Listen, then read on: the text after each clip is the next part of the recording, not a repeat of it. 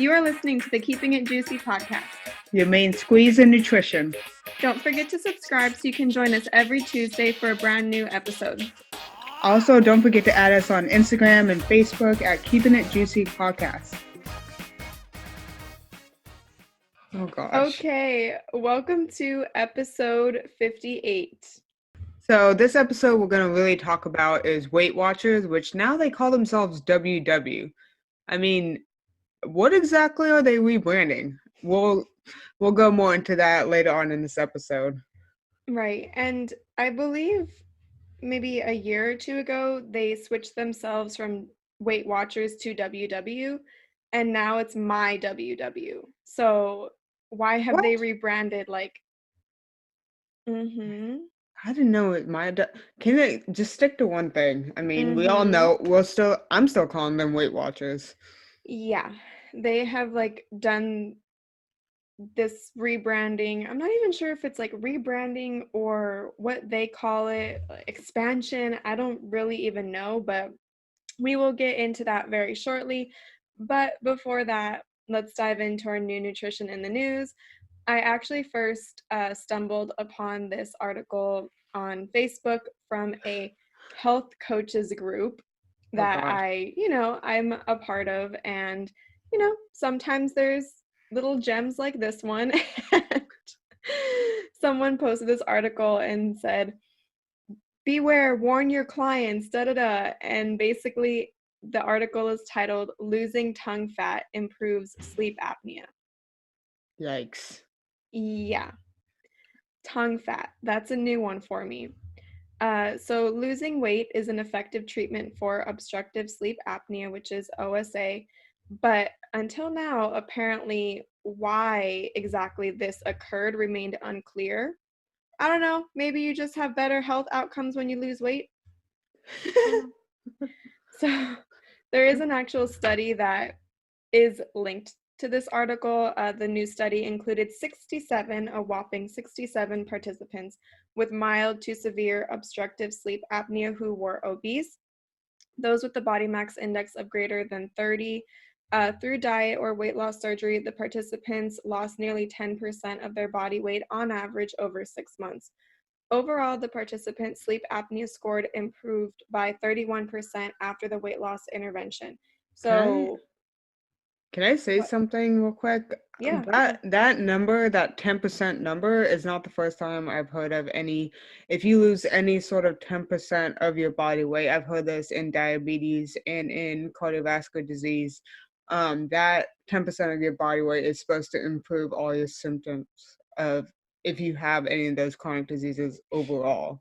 I mean, we talked about that in a past episode too, even losing 5% of your body weight. But of course, there's context. If you're already at a healthy weight, what you would end up losing is probably lean mass. So everything requires context. But for this specific study, they were obese. So that is very appropriate. But yeah, like you mentioned, there are other metabolic conditions, diseases that you can benefit from losing 10% from. So keep that in mind moving forward too. So before and after the weight loss intervention, these study participants underwent MRI scans to both their pharynx as well as their lower abdomens. Their abdomens. Then using statistical analysis, the research team quantified changes between overall weight reductions and the volumes of their upper airway structures to determine which structures actually led to the improvement of sleep apnea. The team did find that reduction in tongue fat volume was the primary link between weight loss and sleep apnea improvement. Again, this is just one study, 67 participants. Weight loss in general is going to help you. It just kind of made me laugh a little bit. I hope you commented on their post. No, I did not. I try not to intervene. Try not to create more drama. I have better things to do with my time than start arguments on Facebook. I like to leave a nice little comment and then never return. I don't know. Oh my goodness. So the authors believe that tongue fat is a potential new therapeutic target for improving sleep apnea. They suggest that future studies could be designed to explore whether certain low-fat diets are better than others in reducing tongue fat, and whether cold therapies like those used to reduce stomach fat might be applied to reducing tongue fat. Spot reduction is like through diet, not really a thing. So reducing fat in your diet to reduce your tongue fat. I can't believe we're talking about this. Like it just 2020, what a world, what a time to be alive. Tongue fat is a new trend. dude, seriously. Let us know what you think. Let us know if we're being too harsh on this. There is a study, but we all know that studies are weird sometimes. It's 67 participants. I can't really take that seriously, but weight reduction will help sleep apnea. We do know that. We also know that if you're obese and you lose weight, you are going to have better health outcomes. Sleep apnea is one of those. Right. And of course, losing weight in a helpful way. Exactly. So let us know what you think. We definitely said what we think. We said what we said. We said what we said, and we're moving on. So let's dive into the bulk of our actual episode, which is all about my WW, or I'm still going to call it Weight Watchers. So basically, Weight Watchers is a diet program with millions and millions of members in over 30 different countries around the world, which is crazy to think about because, so it was actually founded by this lady by the name of Jean Nadich, and she was a Brooklyn homemaker back in 1963. And then she and a group of friends in Queens, New York, started meeting once a week to talk about how to lose weight. So that's how Weight Watchers in general started. That's the whole premise. So like a little book club, but for losing weight.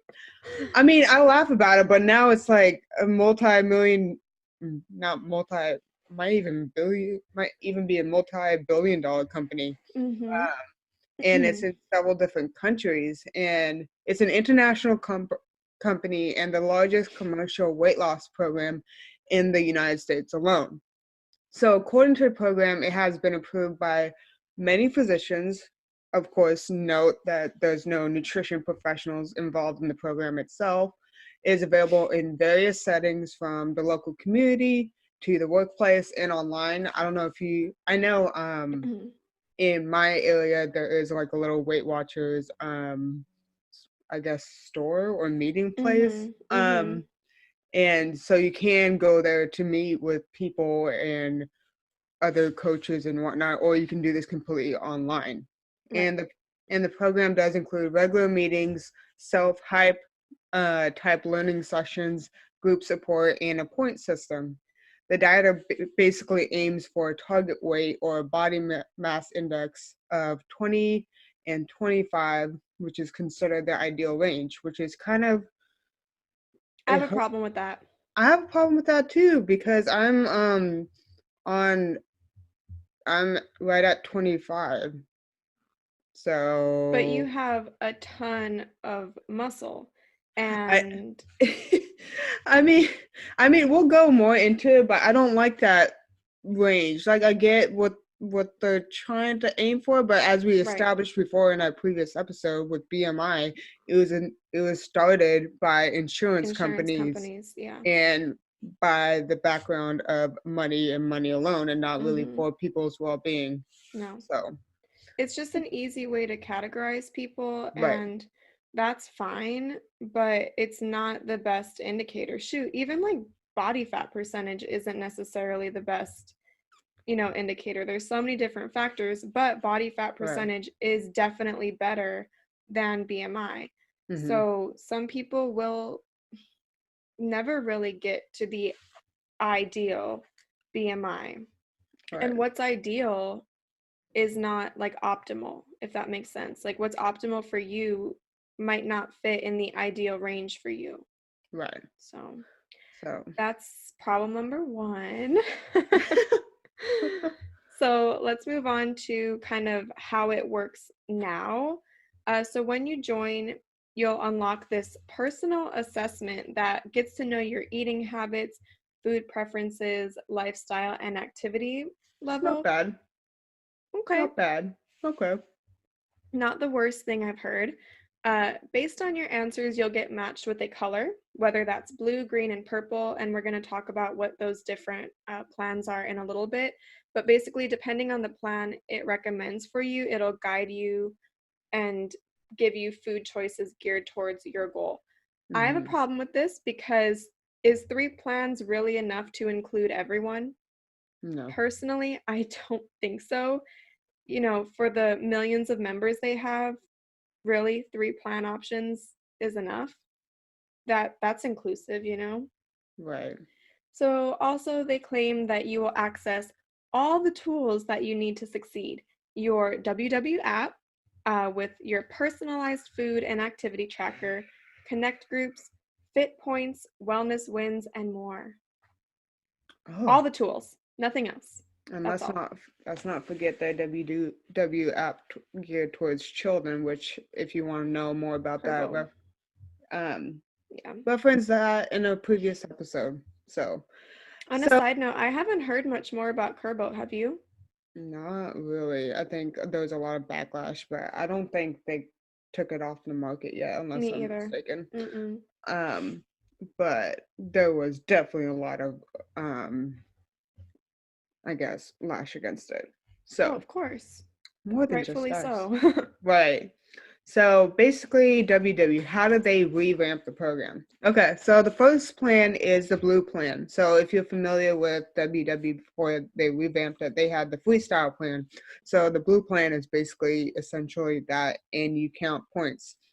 So they appear to have added some new 0 point foods, which these gems include parsnips, frog legs, duck eggs, and smoked fish. Woo!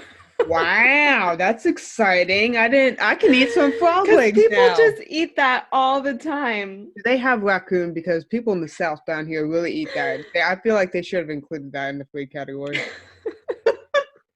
It's like if you put, like, not to hate on these foods, but if you put crappy foods as, like, not crappy, but foods that these people are probably not eating a lot of. Who And is coming up with these points? Why are they whatever? I I'm mean, sorry, but last time I checked, like, all those foods had, nutrients and calories and things like that. So what exactly is zero? so the only thing that I would feel like you would have easy access to in that list is the frog legs. So, I mean, anyways, I can what? find parsnips pretty much everywhere and smoked fish, but I would never eat frog Duck legs. eggs. I eat What? duck eggs. Frog legs, I mean, it's pretty common down yonder. Yeah, I said Not down here. yonder. I Not know. down. I, Okay. I know. I was there. Okay. Not that I eat it myself, but the next plan that we have is the green plan.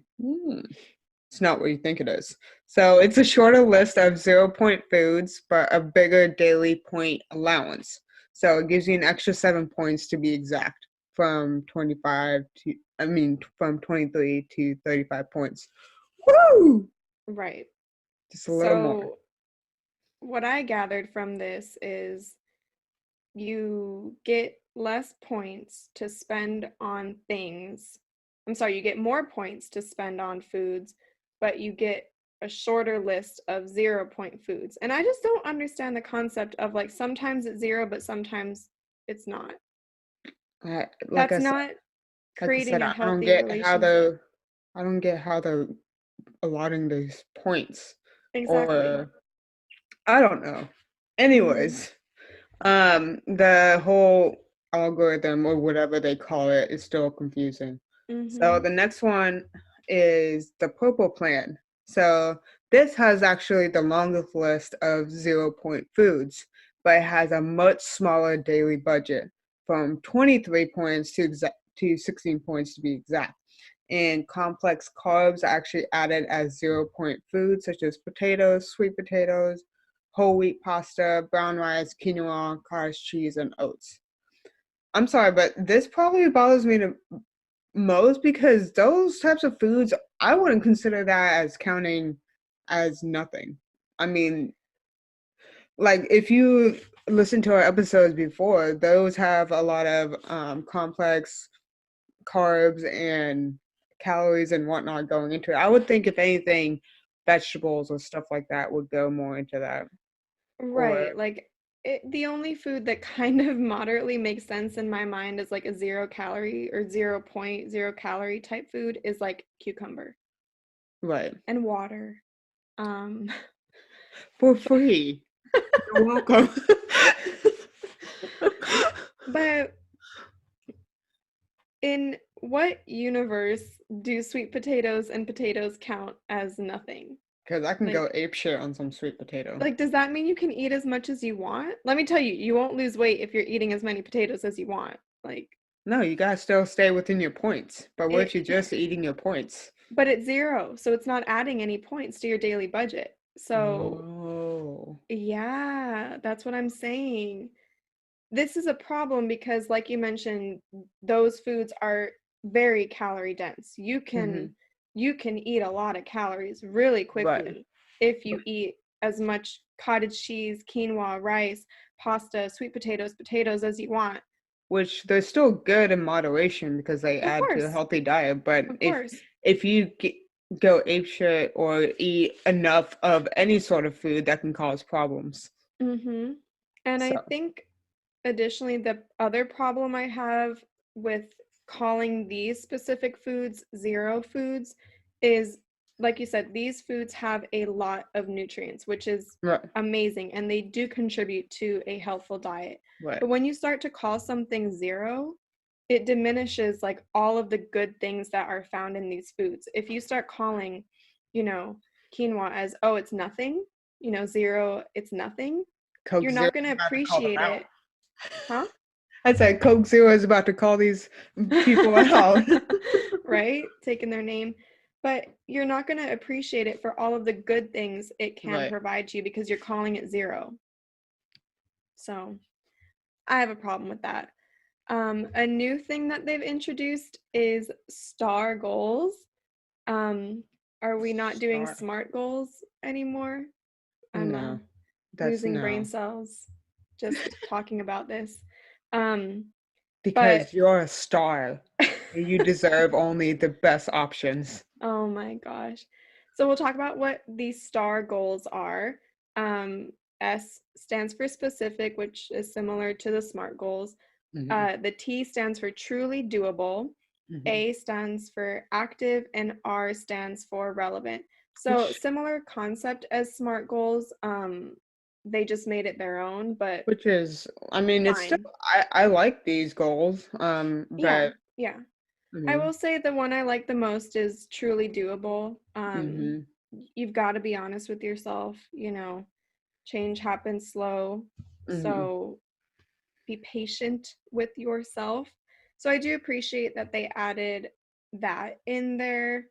Um, and then also in their new booklet that they give the clients, they talk about the power of why, which is hmm, amazing. But in my opinion, because I do work a lot with, weight loss and body recomposition and things like that, this whole power of why. I've heard it so many times. It's getting a little bit cliche, in my opinion. Still very important to know, but just because you say, oh, remember your why, doesn't actually mean you're thinking back on it. You actually have to do it, if that makes sense. right. There are also areas of self-reflection. The booklet will ask you something you felt really good about this week. How did things go with your weekly goal? And you set um, scale goals and like non-scale goals, if that makes sense. Well, I like the non-scale goals. Definitely. So with that being said, let's kind of go briefly into the celebrity endorsements to this, which let's be honest, Weight Watchers wouldn't be how it is without celebrities. Um, so let's go into the first one, which I'm sure all of you guys know, Oprah. What's up, Oprah? Oprah has the biggest impact on this company's growth by far. I mean, have you seen her? She has her own channel. She has everything going on. And she tried it herself, and then she bought into it.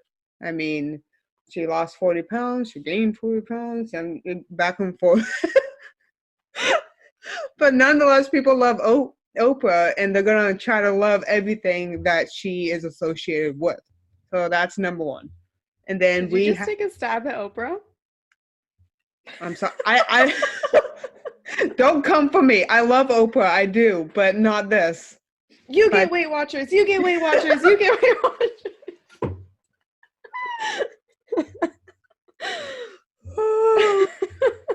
Don't add us, people.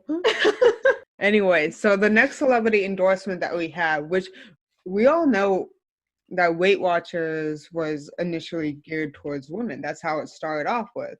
But these days, a lot of men has been signing up as well. And there's something that's case in point, DJ Khaled.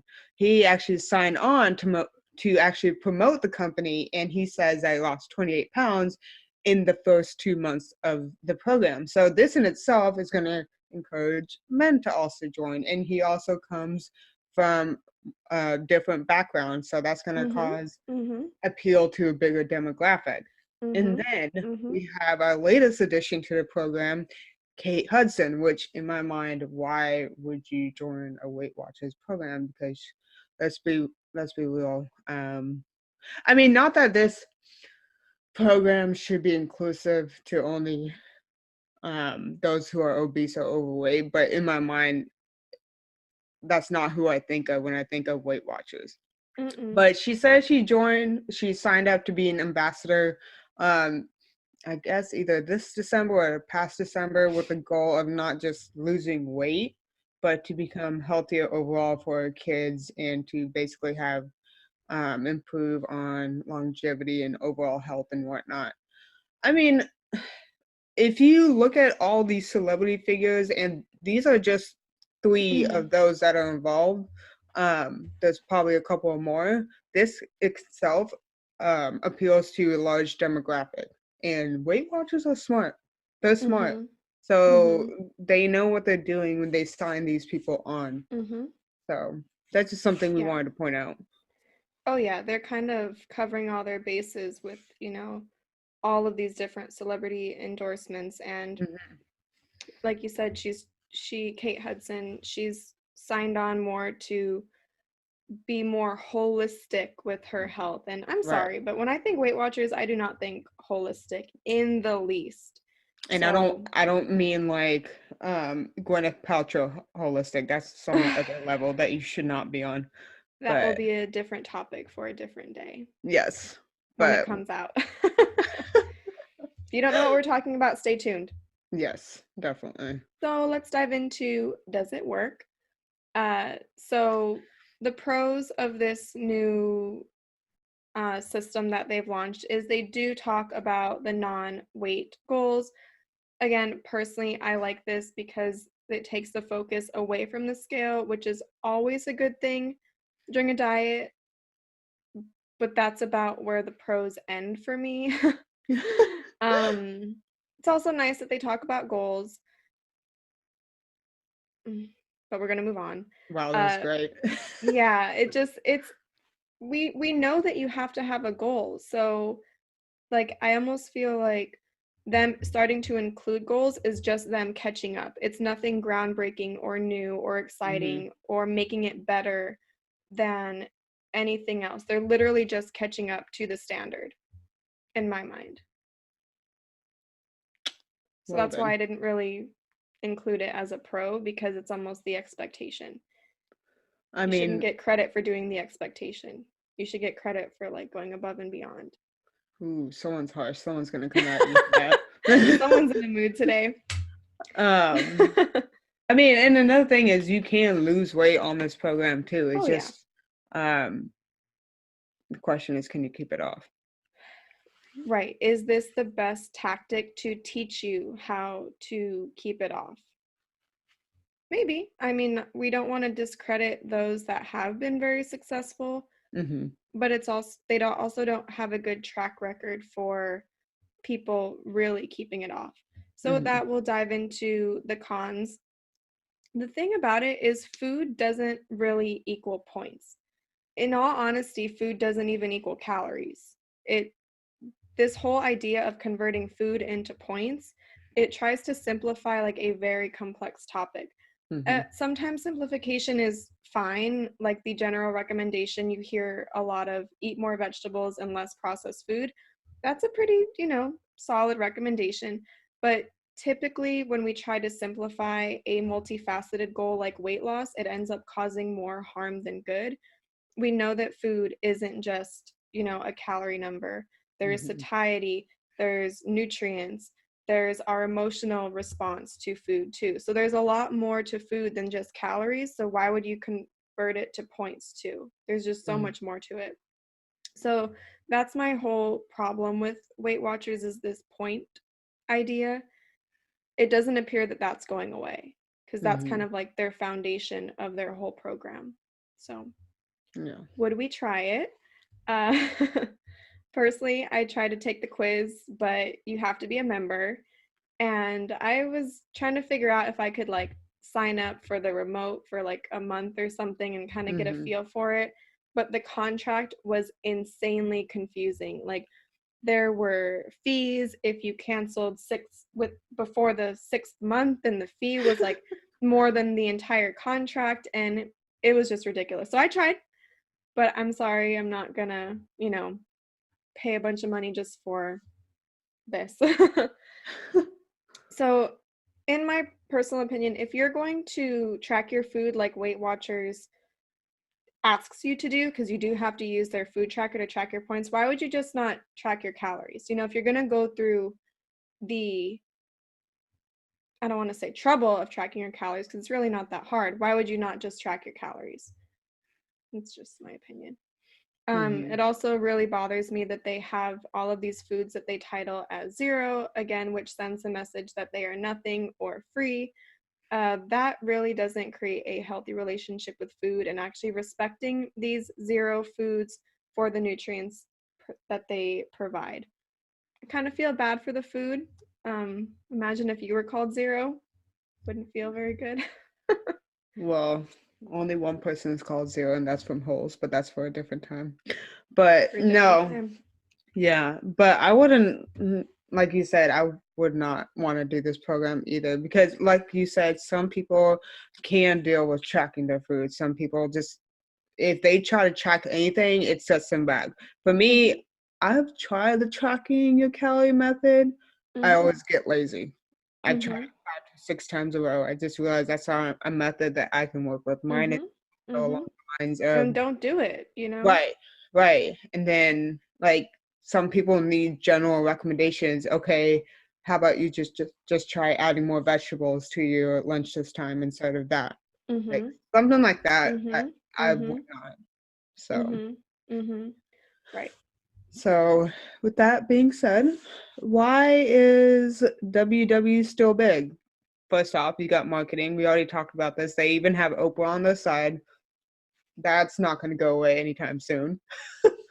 I mean, and then second off, then they have costs. I mean, they appear to be relatively cheap. If you look at their, I think they have 3 or 4 categories of memberships, Mm-hmm. and memberships seem to cost from $4 to $12 per week, which is, I mean, if you calculate, it doesn't come across that Mm-mm. much. Mm-mm. And of course, that does not include any of the food as well. Uh, Or the cancellation fees. yes, definitely not the Read the cancel. contract. You better stick with it for 6 months, okay? Mm-hmm. Mm-hmm. So, and then number 3, they have mediocre before and after pictures, which to us it's mediocre, but to other people that is fantastic. I mean, not to discredit those that actually did well and kept it off, which is fantastic, but how many times have you met someone trying to lose weight and say, oh, I did WW before? I mean, the long-term results just is not there unless it's marketed towards us. Mm-hmm. I haven't met Yeah. that person yet. Yeah. I've met so many people who are trying to, lose weight, get in better shape, get healthier, and they're like, "Oh yeah, I did Weight Watchers 10 years ago." And 10 years later, if you had just learned the proper habits the first time, would we still be here 10 years later? Maybe not, but probably not. That's a topic for another time in regards to resources. So with that being said, I hope you guys have a better understanding of my WW. And if you're wondering what we mean about the kids version, go back several episodes ago, and we talked about the app called Kurbo for kids. For kids! For kids! And they have before and after pictures there too, so definitely check that out. And so just let us know your thoughts, your feelings about Weight Watchers. If you agree with us, if you don't agree with us, don't add us about Oprah, because I mean, I love her, just whatever. Anyways, so with that being said, let's close out the episode with our social media shout out of the week, and it goes to @WholesomeBrit. And she is a dietetics grad of 2019, and her whole page basically practices a whole plant-based lifestyle and mindful living. And she is actually the co-founder of an upcoming I want to say I'm not quite sure what it is yet, but it's called Seeds of a Soul. So basically from what I saw, basically advocating for a plant-based lifestyle. It might be counseling on that. I don't know. Just keep your eyes peeled for that. It definitely looks promising from what I have seen on that Instagram page. So definitely go check her out, and definitely thank you for supporting us. We do appreciate it. Yes, we do appreciate the support. And yeah, once this episode comes out, we will have officially passed our 1-year anniversary. So thank you everyone for just sticking around with us, being patient with us. Yeah, the first hearing what we have to say. First couple episodes were a little rocky. Yikes. Yeah. It's okay. We're here now. I feel like we've gotten better. I sure hope so. Oh, God. That concludes our episode today. So thank you guys for listening. If you have any topics you want us to talk about, please send us a message, send us an email. We would love to talk about it.